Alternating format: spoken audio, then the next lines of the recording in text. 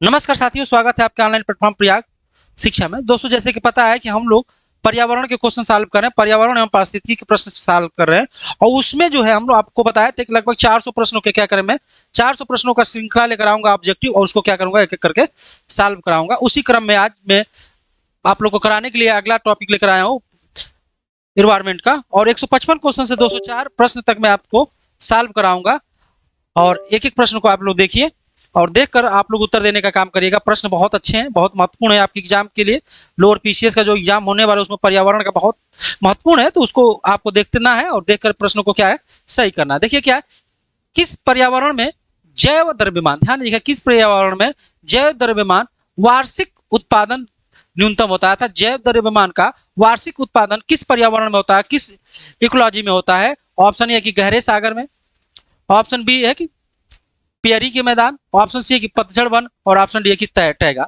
तो जब आपको पता है कि पर्यावरण जो जैव द्रव्यमान होता है उसका उत्पादन कहाँ न्यून होता है, जहां सूर्य के प्रकाश नहीं पहुंच पाते हैं वहां जैव विविधता आपको देखने को नहीं मिलती है। तो सूर्य का प्रकाश कहाँ नहीं पहुंच पाता है, आप देखेंगे टैगा वनों पर भी सूर्य का प्रकाश पड़ता है, पतझड़ वन में भी सूर्य का प्रकाश पड़ता है, पियरी के मैदान जो पियरी जो घास के मैदान वहां पे भी सूर्य का प्रकाश पड़ता है। लेकिन जब गहरे समुद्र में जाते हैं, गहरे सागरों में जाते हैं, वहां पे सूर्य का प्रकाश नहीं पहुंच पाता है। इसलिए जैव द्रव्यमान का वार्षिक उत्पादन सबसे न्यूनतम कहाँ होता है, तो गहरे सागरों में होता है। इस बात को ध्यान रखिएगा।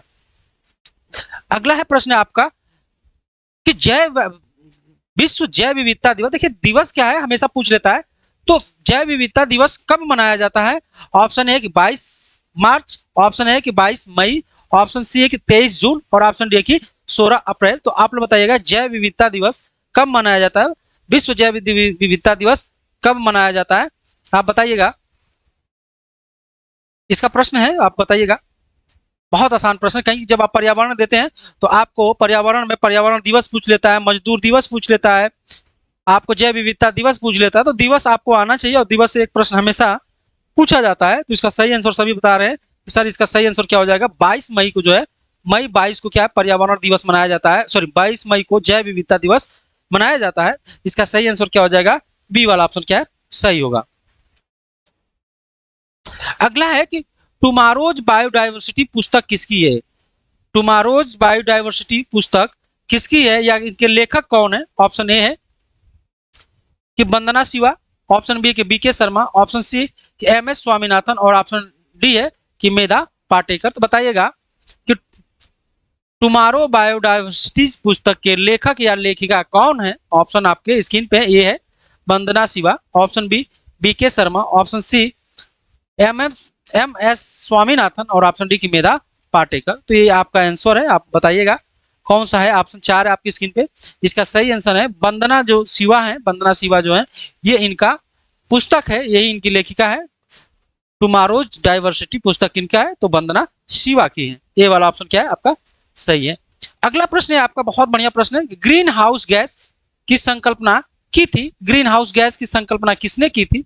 ऑप्शन ए कि सी पार्क ने, ऑप्शन बी है कि जे एन जेफर्स ने, ऑप्शन सी है कि जोसेफ फोरियर ने, और ऑप्शन डी है कि एल जॉबलर ने। बताइएगा कि ग्रीन हाउस गैस की संकल्पना किसने दी थी।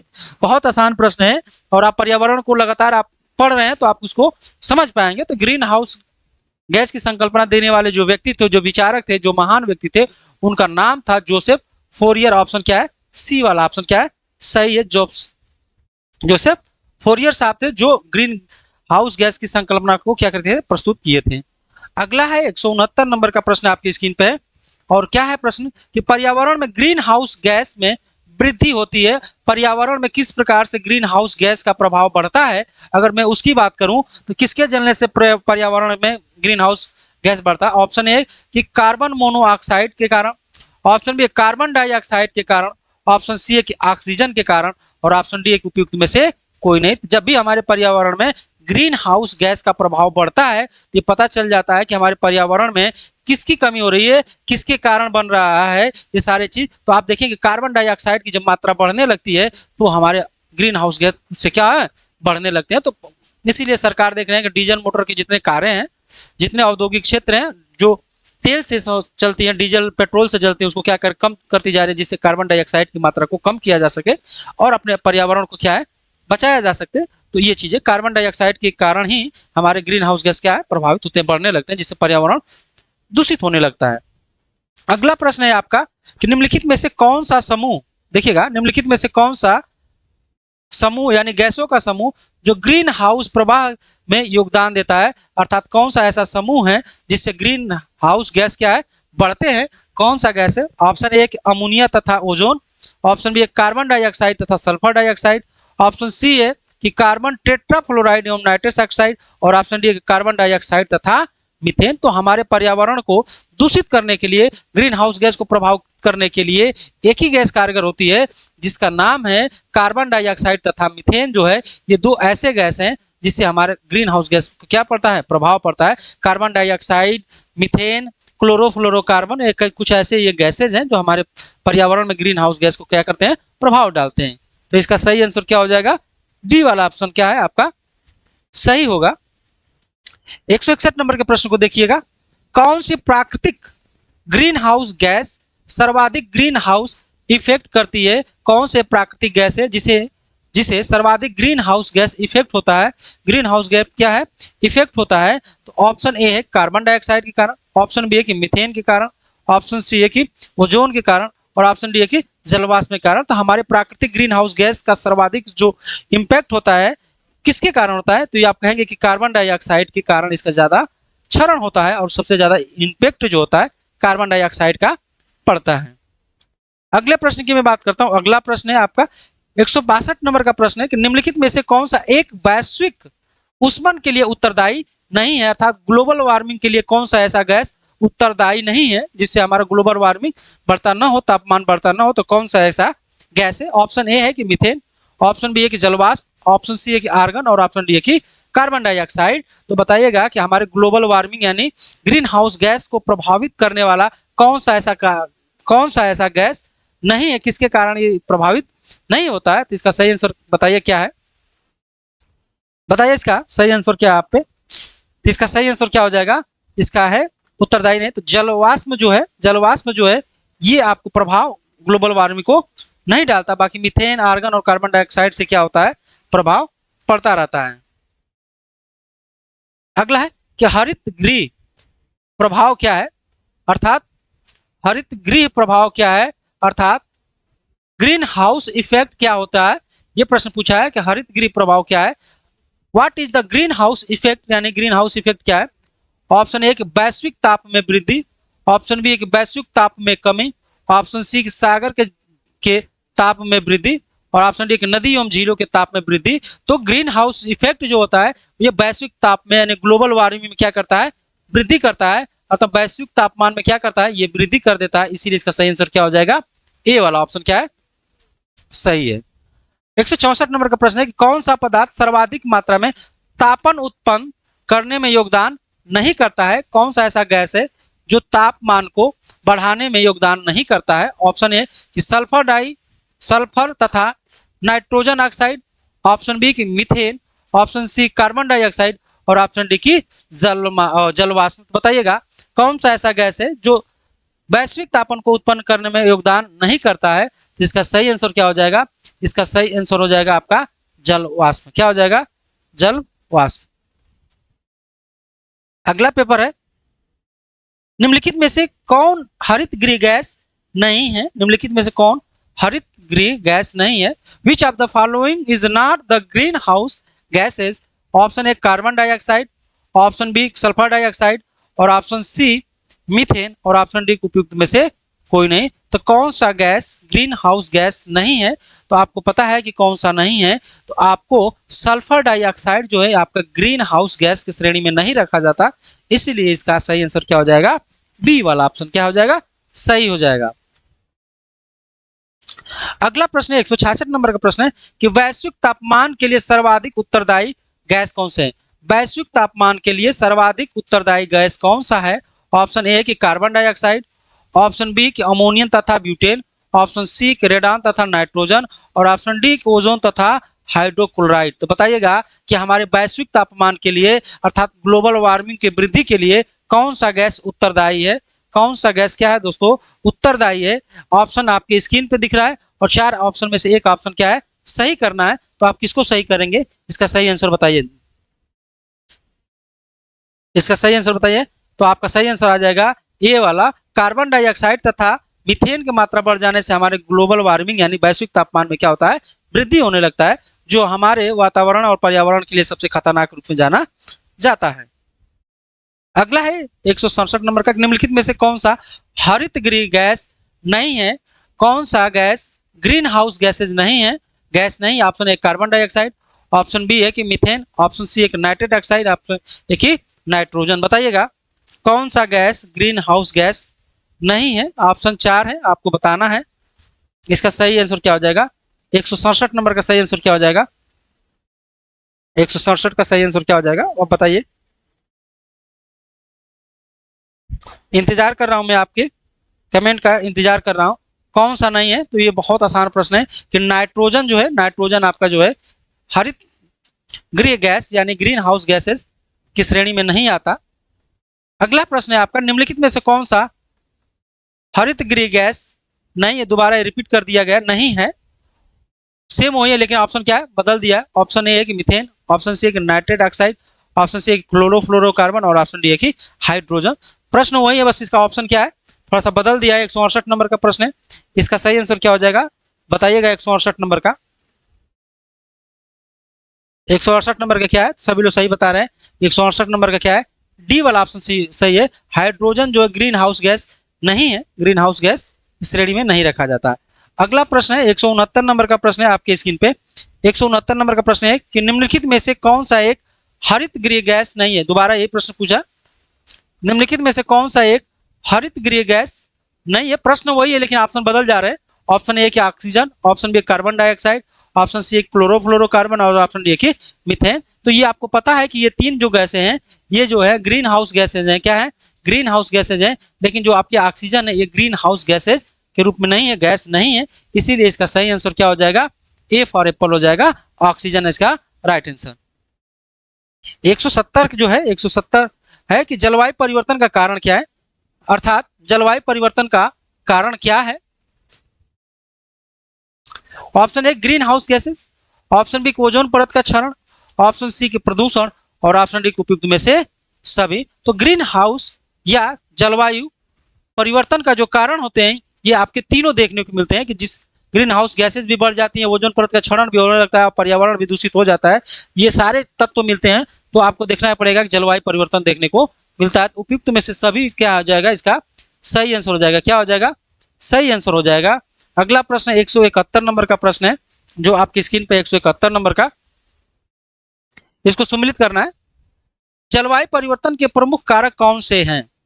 जलवायु परिवर्तन के प्रमुख कारक कौन से हैं?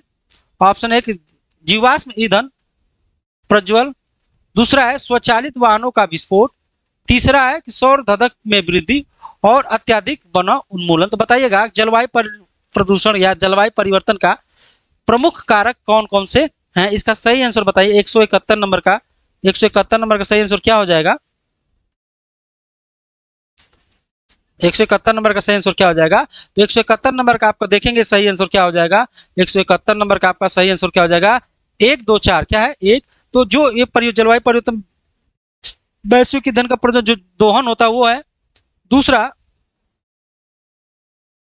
स्वचालित वाहनों का विस्फोट से भी क्या होता है? जलवायु परिवर्तन होता है। और तीसरा जो है आपका ये अत्यधिक वनों उन्मूलन जो है, ये तीनों को मिला दिया जाएगा तो आपका जलवायु परिवर्तन का प्रमुख कारक देखने को मिलता है। ठीक है, तो इसका सही आंसर क्या हो जाएगा? 1 2 4 इज अ राइट आंसर, यानी बी वाला ऑप्शन क्या है? सही है। अगला है 172 नंबर का प्रश्न है आपकी स्क्रीन पे। 172 नंबर का प्रश्न को देखिएगा, दिया है कि वैश्विक ऊष्मन उत्सर्जन निम्नलिखित में से किसके कारण होता है? विश्व का जो तापमान है, वैश्विक तापमान यानी ग्लोबल वार्मिंग का उत्सर्जन जो है किसके कारण होता है? ऑप्शन ए नाइट्रोजन के, ऑप्शन बी कार्बन डाइऑक्साइड के, ऑप्शन डी कार्बन मोनोऑक्साइड के और ऑप्शन डी की हाइड्रोजन के। तो बताइएगा इसका 172 का सही आंसर क्या हो जाएगा? 172 का सही आंसर हो जाएगा। तो इसका सही आंसर हो जाएगा कि वैश्विक ऊष्मन का उत्सर्जन करने के लिए कार्बन डाइऑक्साइड है वो क्या है? सही है। और इसका सही आंसर क्या हो जाएगा? बी वाला ऑप्शन क्या है? सही है। अगला है 173 नंबर का कि भूमंडलीय ऊष्मन की आशंका वायुमंडल में किसकी बढ़ती सांद्रता के कारण बढ़ रही है? बताइएगा, भूमंडलीय ऊष्मन की आशंका वायुमंडल में किसकी बढ़ती सांद्रता का कारण बढ़ रही है? ऑप्शन ए कार्बन डाइऑक्साइड की, ऑप्शन बी है कि नाइट्रोजन ऑक्साइड की, ऑप्शन सी है कि ओजोन की, और ऑप्शन डी है कि सल्फर डाइऑक्साइड की। तो 73 का सही आंसर क्या हो जाएगा? 73 का सही आंसर क्या हो जाएगा, आप लोग बताइएगा। 73 का सही आंसर क्या हो जाएगा? मैं इंतजार कर रहा हूँ 73 का सही आंसर क्या हो जाएगा। तो सही आंसर इसका हो जाएगा कार्बन डाइऑक्साइड मात्रा के कारण ये क्या है, बढ़ती जा रही है। क्योंकि जो पर्यावरण है ग्लोबल वार्मिंग से ही ये पूरा प्रश्न बना हुआ है, इसीलिए आपको यहाँ से ये सारी चीजें देखने को मिल रहा है। ठीक है, 174 का प्रश्न है, देखिएगा, निम्नलिखित में से किसे वायुमंडल के प्राकृतिक संतुलन के लिए कार्बन डाइऑक्साइड की उपयुक्त सांद्रता मानी जाती है? ऑप्शन ए है कि 0.02%, ऑप्शन बी कि 0.003%, ऑप्शन सी है कि 0.04% और ऑप्शन डी है कि 0.05%। तो इसका सही आंसर क्या हो जाएगा? 174 का सही आंसर क्या हो जाएगा? 174 का सही आंसर हो जाएगा बी, 0.03%। 175 नंबर का कि मीथेन मीथेन निम्न में से किससे निकलती है या उत्सर्जित होती है? तो मीथेन जो है गैस का श्रावण जो है किससे निकलती है? तो ऑप्शन है केवल धान की खेत से, केवल दीमक की बाबी से, कि ऑप्शन सी ए और बी दोनों से, और ऑप्शन डी उपयुक्त में से कोई नहीं। तो जो मीथेन गैस है, मीथेन गैस का उत्सर्जन की मैं बात करूं तो मीथेन गैस का उत्सर्जन जो है आपको देखा जाएगा कि वो तो धान की खेती से भी निकलता, जो धान का खेती होता है वहां से भी क्या होता है, ये मीथेन गैस निकलती है। जो दीमक होते हैं ये क्या होता है, दीमक से भी निकलते हैं। और जो गांवों में देखे होंगे गाय भैंस होती है, जो गाय भैंस होते हैं, तो भैंस जब जुगाली करती है तो उसके मुख से भी क्या होता है, मीथेन गैसों का स्रावित होता है। इसलिए ऑप्शन जो होगा बी और सी दोनों क्या है, सही है। बी और सी क्या है, दोनों सही है। 175 नंबर का बी और सी क्या है, दोनों सही है। इसका सी वाला आंसर क्या है, सही है। अगले प्रश्न में मैं चलता हूं। अगला प्रश्न है आपका 176 का प्रश्न है। 176 नंबर का प्रश्न है, आप उस प्रश्न को पढ़िए और उत्तर देने का काम करिए। 176 नंबर का प्रश्न है, ये बहुत बढ़िया प्रश्न है। 176 नंबर का कि भूमंडलीय उष्णता के परिणाम स्वरूप क्या है? भूमंडलीय के उष्णता संबंधित परिणाम स्वरूप क्या है? ग्लोबल वार्मिंग पूछा है। As a result of the global warming, किसके कारण ग्लोबल वार्मिंग हो रहा है, उसका परिणाम क्या है? तो आप संपर्क बेहतर हुआ, कि हिमनद पिघलने लगे, आम के समय से पर्व बौछार, कि स्वास्थ्य पर बुरा प्रभाव पड़ता है। तो आपको ग्लोबल वार्मिंग बढ़ने से क्या क्या समस्याएं उत्पन्न होती है, इसका सही आंसर क्या होगा, आप लोग बताइएगा। इसका सही आंसर क्या हो सकता है ग्लोबल वार्मिंग से? तो इसका सही आंसर क्या हो जाएगा, आप देखेंगे कि जब ग्लोबल वार्मिंग बढ़ता है तो बर्फ क्या होने लगते हैं, हिमनद जो ग्लेशियर पिघलने लगते हैं, हिमनद क्या है, पिघलने लगते हैं। समय से पूर्व क्या होते हैं, बरसात आने लगते हैं। समय से पूर्व क्या होता है, बौछार आने लगते हैं। आम के समय से पूर्व क्या होता है, बौछार आने लगते हैं। और जो हमारा स्वास्थ्य पे इसका सबसे ज्यादा बुरा प्रभाव पड़ता है, स्किन में कैंसर होने लगते हैं, खुजली होने लगते हैं, फोड़ा फुंसी होने लगते हैं। तो वैश्विक यानी ग्लोबल वार्मिंग से तमाम समस्याएं हमको जीवन में उत्पन्न होती है और संपर्क बेहतर नहीं होते हैं, संपर्क और बेहतर खराब हो जाते हैं। इसीलिए सही आंसर क्या हो जाएगा, इसका 2, 3, 4 सही आंसर होगा। यानी बी वाला ऑप्शन क्या है, सही है। बी वाला ऑप्शन क्या है, सही है। अगला प्रश्न है आपका 177 नंबर का प्रश्न है।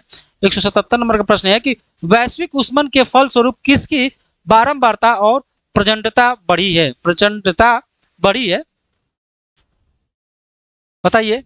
वैश्विक ऊष्मन के परिणाम स्वरूप किसकी बारंबारता और प्रचंडता बढ़ रही है? ऑप्शन ए केवल चक्रवात की, ऑप्शन बी केवल तूफान की, ऑप्शन सी केवल बवंडर की, और ऑप्शन डी केवल उपयुक्त में से सभी। तो वैश्विक ऊष्मन यानी ग्लोबल वार्मिंग जब होता है तो किसकी मात्रा बढ़ जाती है, किसकी मात्रा क्या है, बढ़ जाती है। इसकी अगर मैं बात करें तो आप बताइए क्या है, 77 का आसान आसान प्रश्न है। तो आप देखेंगे कि सारी चीज बढ़ने से उपयुक्त में सबका प्रभाव पड़ता है, सब पे उस चीज का क्या करता है, प्रभाव पड़ता है। तो ये आपका तीनों सही होंगे, तो ऑप्शन उपयुक्त में से सभी इज राइट होगा। यानी ऑल ऑफ द एबव क्या हो जाएंगे, सही हो जाएंगे।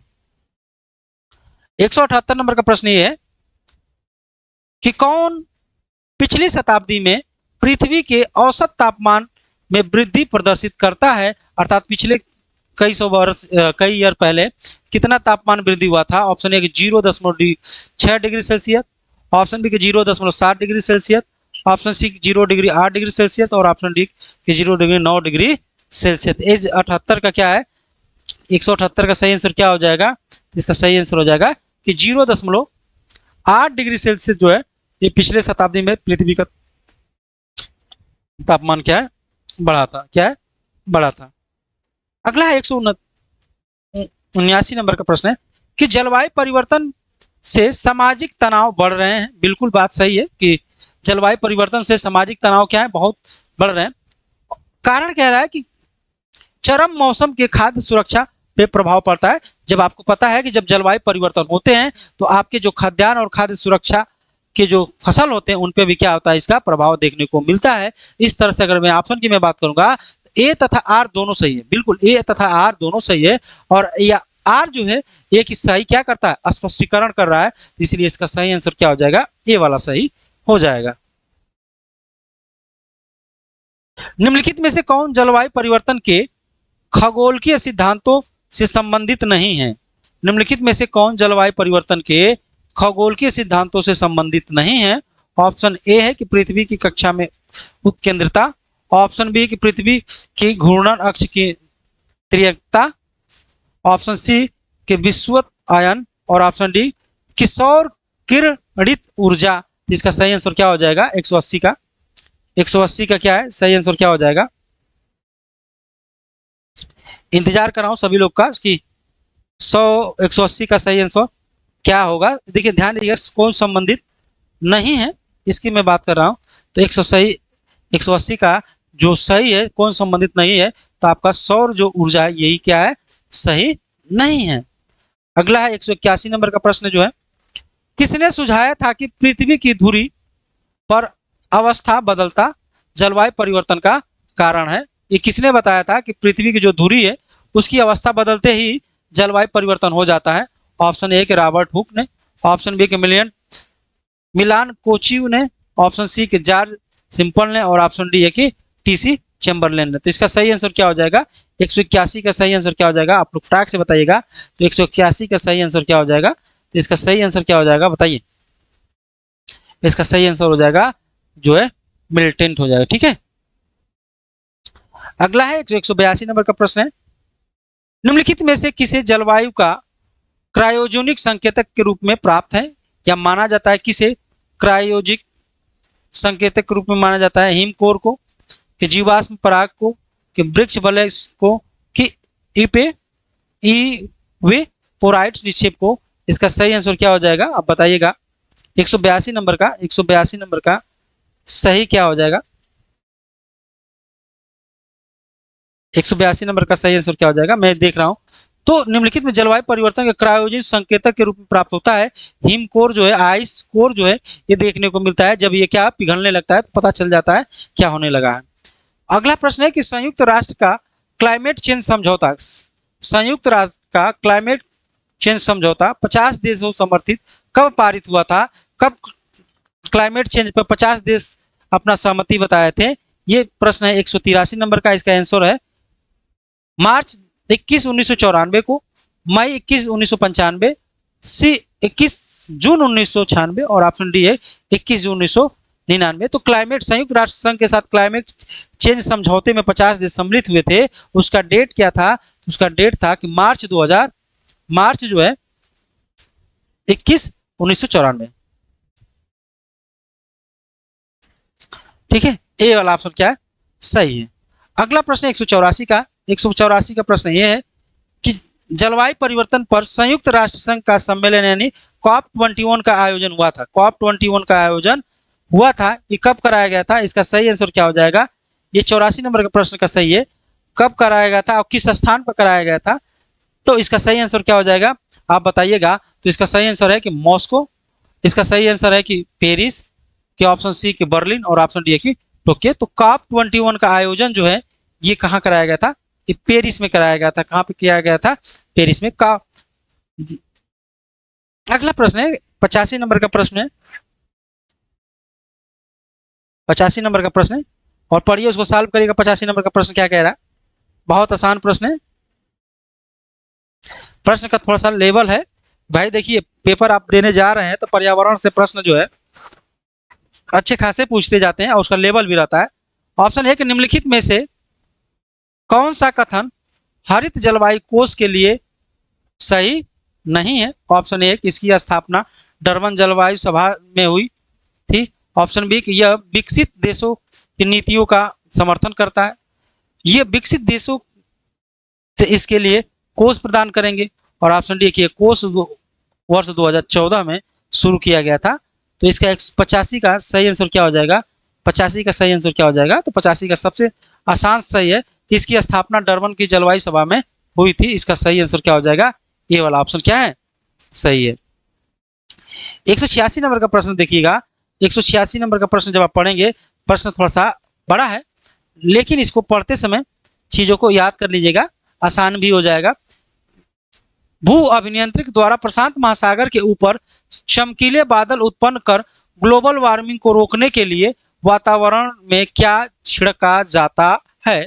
ऑप्शन ए है कि सिल्वर लवण, ऑप्शन बी है कि लौह चूर्ण, ऑप्शन सी है कि समुद्री जल, और ऑप्शन डी है कि जिप्सम। तो ग्लोबल वार्मिंग जब देखते हैं आप, तो कृत्रिम वर्षा होने लगी है, क्या है, कृत्रिम वर्षाएं कराई जाने लगी है, जिससे कृत्रिम वर्षा से क्या हो, कुछ राहत मिले। तो अब तो टेक्नोलॉजी बहुत ऊपर हो गई है, लेकिन इसका सही आंसर अगर आपको देना होगा, इसका सही आंसर आपको देना होगा 86 का, तो ये आपको देखे जाएगा छिड़काव की जाती है समुद्री जल में, इसका क्या है, छिड़काव किया जाता है। अगला प्रश्न है आपका 187 नंबर का कि क्योटो प्रोटोकॉल संबंधित है। क्योटो प्रोटोकॉल किससे संबंधित है, बताइएगा किससे संबंधित है। ऑप्शन ए है कि वायु प्रदूषण से, ऑप्शन बी है कि जलवायु परिवर्तन से, ऑप्शन सी है कि ओजोन क्षरण से, और ऑप्शन डी है कि आर्द्र भूमियों की शरण से। तो इसका सही आंसर क्या, 187 का सही आंसर क्या हो जाएगा, तो क्योटो प्रोटोकॉल जो हुआ था, इसका संबंध जो जलवायु परिवर्तन से हुआ था। जलवायु समझौते के लिए क्योटो प्रोटोकॉल को बुलाया गया था 1987 में। अगला है कि जलवायु परिवर्तन पर भारत की प्रथम राष्ट्रीय कार्य योजना कब लोकार्पित की गई थी। ऑप्शन ए है कि 2000 में, ऑप्शन बी है कि 2008 में, ऑप्शन सी है कि 2012 में, और ऑप्शन डी है कि 2015 में। तो इसका सही आंसर क्या हो जाएगा, 188 नंबर का सही आंसर क्या हो जाएगा, फटाक से आप लोग बताइएगा। तो भारत में जलवायु परिवर्तन को जो कार्य योजना का लोकार्पित किया गया था, वो सही, इसका राइट आंसर क्या है कि 2008 में इसकी कार्य योजना को बताया गया था और बनाया गया था 2008 में। अगला प्रश्न है 189 नंबर का प्रश्न है, जो बहुत बढ़िया प्रश्न है। 189 नंबर का प्रश्न जब आप करेंगे तो आपको पता चलेगा कि क्या है इसका स्टैंडर्ड। ये इसका स्टैंडर्ड देखकर ही पता चलेगा कि भारत की जलवायु परिवर्तन की कार्य योजना में 8 मिशनों में से कौन सा मिशन शामिल नहीं है। जो भारत में जलवायु परिवर्तन किया गया था, उसमें टोटल 8 लक्ष्य रखे गए थे। 8 लक्ष्यों में से कौन सा लक्ष्य शामिल नहीं है।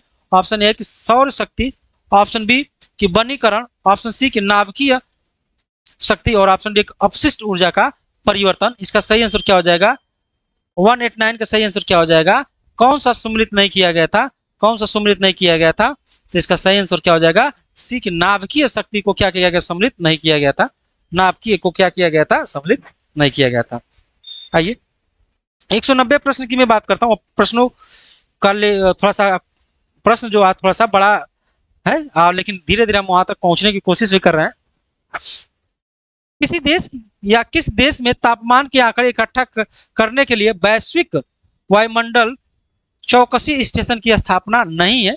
किस देश में तापमान के डाटा को इकट्ठा करने के लिए उसमें स्टेशन नहीं स्थापित किया गया है। ऑप्शन ए कि अल्जीरिया, ऑप्शन बी कि ब्राजील, ऑप्शन सी केन्या, और ऑप्शन डी कि भारत। बताइएगा 190 का सही आंसर क्या हो जाएगा, 190 का सही आंसर क्या हो जाएगा। इसका सही आंसर हो जाएगा भारत। भारत में क्या है कि आपको तापमान का डाटा एकत्रित करने के लिए कोई भी वैश्विक स्टेशन के रूप में नहीं है, अर्थात भारत वायुमंडल में वैश्विक स्टेशन बनाने की क्या कर रहा है, आप कोशिश कर रहा है। अगला है 191, निम्नलिखित में कौन सा सुमिलित नहीं है। देखना है कौन सा प्रश्न जो है ऑप्शन सुमिलित नहीं करता है। विश्व जलवायु सम्मेलन कितना 1979 में हुआ। पृथ्वी शिखर सम्मेलन एजेंडा 21 किससे संबंधित है, पृथ्वी सम्मेलन से संबंधित है, बात सही है। पृथ्वी शिखर सम्मेलन +5 का बहुत 1997 उस समय कार्बन व्यापार जो है मॉन्ट्रियल प्रोटोकॉल से संबंधित है। तो कौन सुमिलित नहीं है, बताइएगा। 191 का सही आंसर क्या हो जाएगा? 191 का जो एक कार्बन व्यापार है मॉन्ट्रियल प्रोटोकॉल से नहीं है, ये जलवायु परिवर्तन से क्या है, ग्रीन हाउस गैस से इसका क्या है संबंध है, इसीलिए इसका सही आंसर क्या हो जाएगा? डी वाला आंसर हो जाएगा। 192 नंबर का प्रश्न है आपके स्क्रीन पे कि सूर्य के प्रकाश में पराबैंगनी विकिरण अभिक्रिया निम्नलिखित में से कौन सा पैदा करती है? Option A carbon dioxide, option B कि सुल्फुर ने इसको सल्फर डाइऑक्साइड,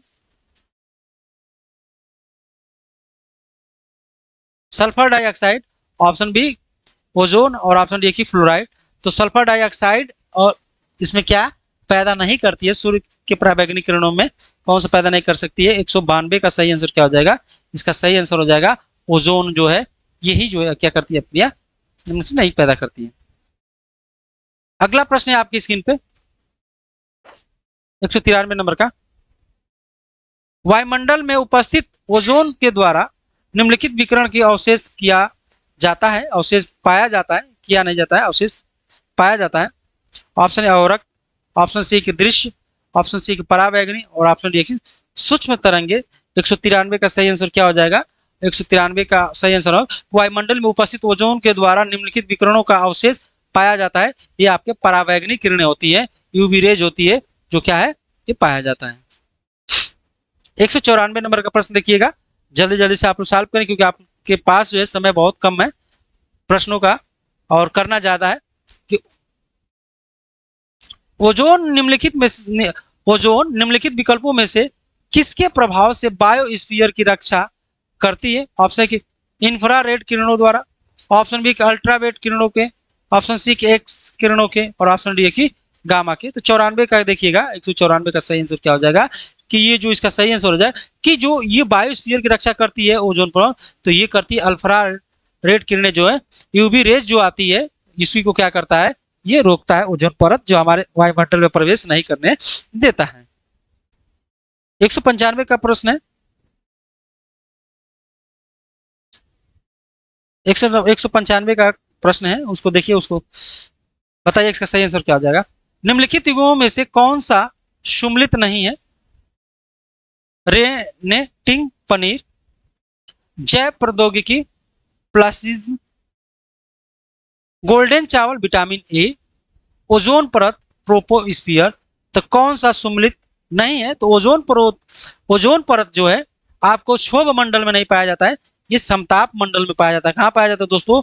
समताप मंडल में। इसीलिए इसका सही आंसर क्या हो जाएगा? इसका सही आंसर क्या हो जाएगा आप लोग बताइएगा किसका? 195 का सही आंसर क्या हो जाएगा? 195 का सही आंसर डी वाला हो जाएगा। ओजोन परत जो है आपका समताप में पाया जाता है, क्षोभ मंडल में नहीं पाया जाता है, ट्रोपोस्फियर में नहीं पाया जाता है। 196 का, ओजोन परत मुख्यतः जहां अवस्थित है वो है, जहां रहता है ओजोन परत वो ट्रोपोस्फियर है कि स्ट्रोस्फियर है कि मेसोस्फियर है कि आयनोस्फियर है? तो सबको पता है कि स्ट्रोस्फियर समताप मंडल में आपका ओजोन परत क्या है स्थित है। ठीक है, इसका सही आंसर क्या हो जाएगा? बी वाला आंसर हो जाएगा। 97 नंबर का प्रश्न देखिएगा, निम्नलिखित में से किसे ओजोन परत की सर्वाधिक सांद्रता मिलती है? ओजोन परत की सांद्रता मिलती है, तो इसका सही आंसर क्या होगा? समताप मंडल ही होगा। इसका 97 का क्या है? सही है, बहुत आसान प्रश्न है। समताप मंडल में ओजोन परत के स्तर को प्राकृतिक रूप से विनियमित किया जाता है, नाइट्रेट ऑक्साइड के द्वारा, फिर नाइट्रोजन डाइऑक्साइड के द्वारा, कि CFC के द्वारा, कि जलवायु के द्वारा। बताइएगा 198 का सही आंसर क्या हो जाएगा? 198 का सही हो जाएगा कि ये नाइट्रोजन नहीं, ये यहाँ पे कार्बन डाइऑक्साइड होना चाहिए। क्या होना चाहिए?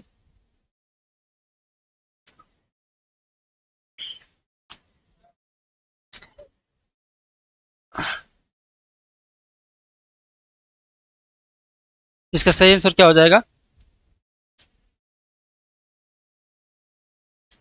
इसका सही हो जाएगा नाइट्रोजन होगा। क्या होगा? नाइट्रोजन ही होगा, सॉरी। तो इसका सही आंसर हो जाएगा नाइट्रोजन डाइऑक्साइड हो जाएगा। क्या? नाइट्रोजन डाइऑक्साइड हो जाएगा। 199 नंबर का प्रश्न है, जो निम्नलिखित में से कौन सा विकल्प सुम्मिलित नहीं है? ये गैस या प्रमुख स्रोत है। कह रहा है carbon dioxide thermal power station से होता है। ऑप्शन बी क्लोरोफ्लोरोकार्बन ऑटोमोबाइल से होता है। ऑप्शन सी है कि नाइट्रेट ऑक्साइड धान के खेत से होता है। ऑप्शन डी है कि सल्फर डाइऑक्साइड ईंट और भट्ठे से होता है। तो इसका सही आंसर क्या हो जाएगा? इसका सही क्या हो जाएगा? 199 का सही आंसर क्या हो जाएगा? इसका सही आंसर हो जाएगा क्लोरोफ्लोरोकार्बन का जो उत्सर्जन नहीं होता है ये ऑटोमोबाइल से नहीं होता है। ये क्रीम जो होते हैं, दाढ़ी बनाने वाले क्रीम जो होते हैं, कल कारखाने से इसका क्या है? उत्पादन होता है। 200 नंबर का प्रश्न है, 200 नंबर का आंसर दीजिएगा। 200 नंबर प्रश्नों का आंसर क्या होगा आप बताइएगा। 200 नंबर का सही आंसर क्या हो जाएगा? दे रहा है प्रश्न की निम्नलिखित में से कौन सी गैस ओजोन परत के ह्रास के लिए उत्तरदायी है? ऑप्शन ए कि nitrate oxide, option B chlorofluorocarbon, option A carbon dioxide और ऑप्शन सी जो है कार्बन मोनोऑक्साइड। तो 200 नंबर का सही आंसर क्या हो जाएगा? सही हो जाएगा क्लोरोफ्लोरोकार्बन। 201 नंबर प्रश्न है, निम्नलिखित में से कौन सा एक ओजोन परत की क्षीणता के लिए उत्तरदायी नहीं है? ऑप्शन ए प्रशीतकों के CFC12 की विलायक के रूप में मीथेन क्लोरोफॉर्म। ऑप्शन सी है कि अग्नि शमन में हेलो 1211 और ऑप्शन डी है कि नाइट्रेट ऑक्साइड। इसका सही आंसर बताइएगा। 101 का सही आंसर क्या हो जाएगा? 101 का सही आंसर क्या हो जाएगा? इसको बताइएगा।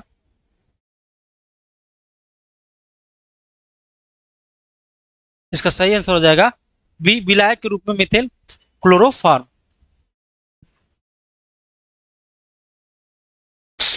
अगले प्रश्न में चलते हैं। अगला प्रश्न 102 नंबर का प्रश्न है जो आपकी स्क्रीन पे है। 102 नंबर का प्रश्न क्या है? बहुत शानदार है। किस गैस के द्वारा ट्रोपोस्फियर शोभ मंडल में ओजोन परत नहीं होता?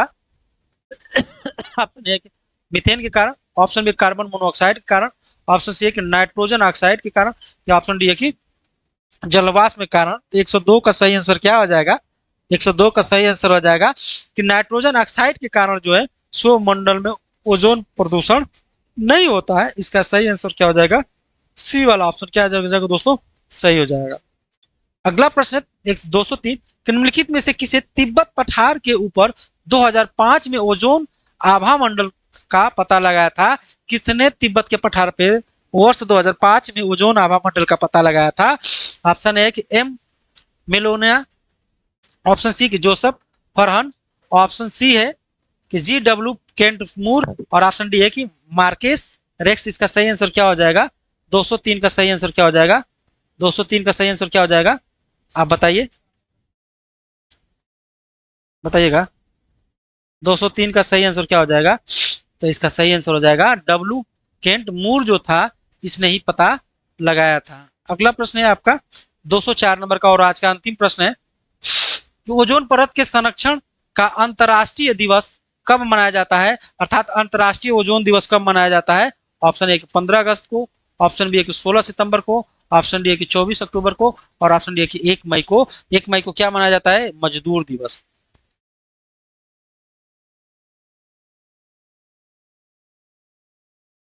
ठीक है, तो आपको 16 सितंबर को पर्यावरण दिवस के रूप, सॉरी 16 सितंबर को ओजोन परत संरक्षण दिवस के रूप में क्या है? मनाया जाता है दोस्तों। तो आज की ये अंतिम प्रश्न है।